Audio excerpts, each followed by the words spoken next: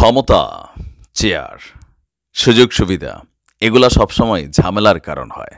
আর এই ঝামেলাগুলোকে অ্যাভয়েড করতে হলে বুদ্ধিমত্তার কাজ হচ্ছে একটা টিম যখন কোনো একটা মিশনে যায়, কোনো একটা উদ্দেশ্য থাকে, আর সেই মিশনকে যখন জয় করে তখন স্বাভাবিকভাবে প্রশ্ন ওঠে ক্ষমতার ভাগাভাগি নিয়ে। আর সেখান থেকেই শুরু হয়ে যায় দূরত্ব।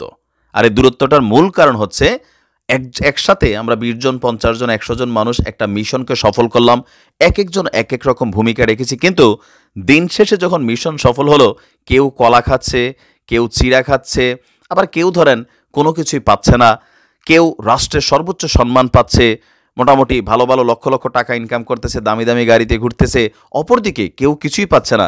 এইখান থেকে শুরু হয় ডিভাইডেশন, তারপরে আসে আঞ্চলিকতা। দর্শক, এই মুহূর্তে সরকারে একটা বিশাল ঝামেলা তৈরি করতে যাচ্ছে আমাদের ছাত্ররা। এখন ছাত্ররা কেন এই ঝামেলা তৈরি করতে যাচ্ছে? তারা যেই আলটিমেটাম দিছে, তো এরকম আলটিমেটাম যদি জেলায় জেলায় থেকে ওঠে, ভূমিকা তো সারা বাংলাদেশে প্রত্যেকটা জেলার প্রত্যেকটা ছাত্ররাই করছে সরকারকে উৎখাত করার জন্য, মানে আওয়ামী লীগ সরকারকে উৎখাত করার জন্য। তো এখন বিভাগীয় পর্যায়ে চাইলে, বিভাগীয় পর্যায়ে তো আর ৬৪টা তো বিভাগ নাই, তাই না? হাতে গোনা ৭-৮টা বিভাগ। এখন এক বিভাগ থেকে নিলে সেখান তো নির্দিষ্ট কোনো জেলার একজন মানুষই যাবে। প্যাচটা বোঝেন নাই?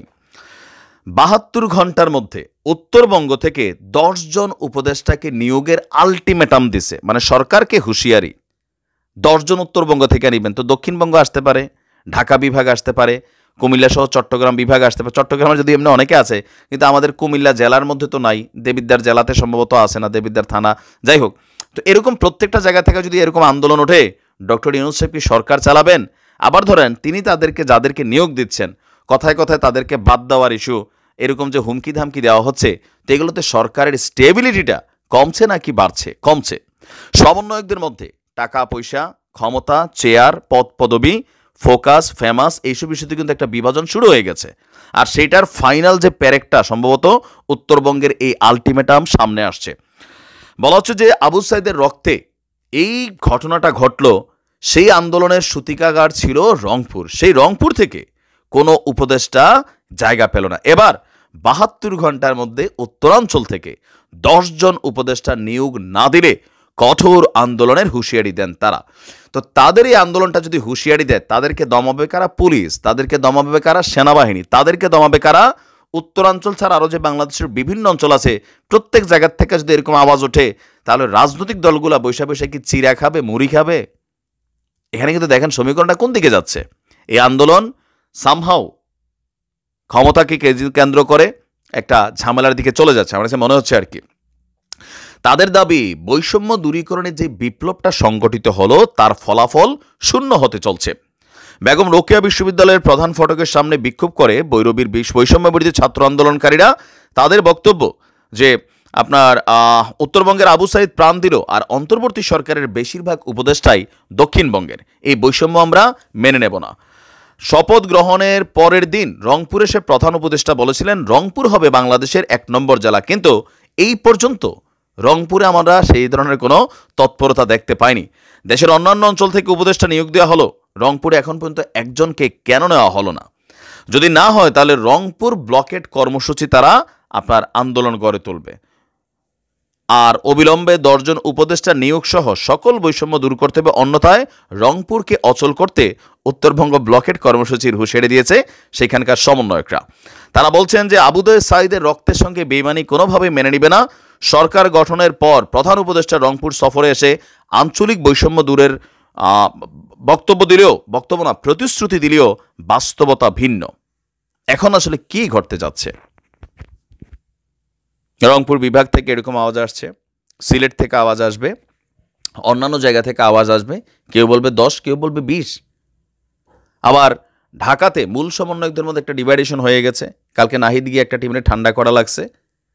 এখন পর্যন্ত সমন্বয়করা যেই ইস্যুগুলোতে সফল, আওয়ামী লীগের বিপরীতে, যেমন শেখ হাসিনা বাংলাদেশে বলল যে একটা প্রোগ্রাম দিবে, ওইখানে মোটামুটি একটা কমন ইস্যুতে সবাই আসছে। কারণ আওয়ামী লীগ আসলে সবার জন্য ঝামেলা, এটা সবাই বোঝে। কিন্তু আপনি দেখেন যেই ইস্যুটাতে আওয়ামী লীগ কানেক্টেড না, সেই রকম কোনো ইস্যুতে সমন্বয়কদের এই মুহূর্তে মার্কেটে অবস্থানটা কতটুকু? সরকারি উপদেষ্টা কারা নিয়োগ দিচ্ছেন? মোস্তফা সারোয়ার ফারুকীকে কে নিয়োগ দিয়েছেন? হেফাজত আলটিমেটাম দিয়েছে। এই যে আলটিমেটাম পাল্টা আলটিমেটাম, ফারুকী ঢুকলো আবার তাকে বের করে যদি দিতে হয়, একজন উপদেষ্টার একটা মন্ত্রণালয় দিচ্ছে আবার কতক্ষণ পরে সেটা নাড়াচাড়া করতে হয়, স্টেবিলিটিটা কোন পর্যায়ে যায়?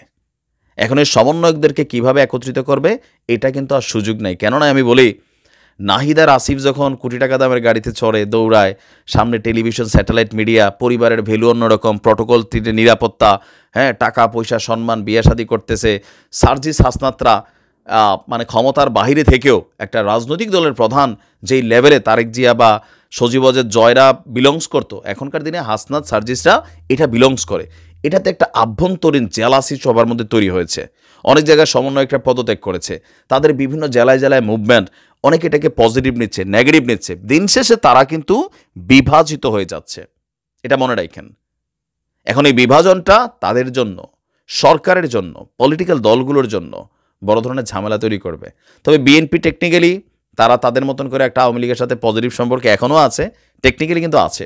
তবে জামাতের জন্য ভবিষ্যতে বড় হুঁশিয়ারি হবে, ছাত্রদের জন্য বড় ঝামেলা হবে। এখন ডক্টর মোহাম্মদ ইউনূস সাহেব এটাকে কীভাবে তিনি করবেন? আজকে রংপুর থেকে হুঁশিয়ারি দিল 10 জন নিতে হবে, তিনি যদি নিয়ে আনেন তো কালকে সিলেট থেকে আসবে, বরিশাল থেকে আসবে, অন্যান্য বিভাগ থেকে আসবে, জেলা থেকে আসবে, সবই তো ছাত্র। আপনি দমানোর জন্য পুলিশ কিভাবে বাড়াবেন? এখন এটা আসলে কিভাবে কি করবে আমার নিজেরও মাথায় ধরে না। দিন শেষে পলিটিক্যাল দলগুলোর কাছেই আশ্রয় নিতে হবে। দেখা যাক কি হয়।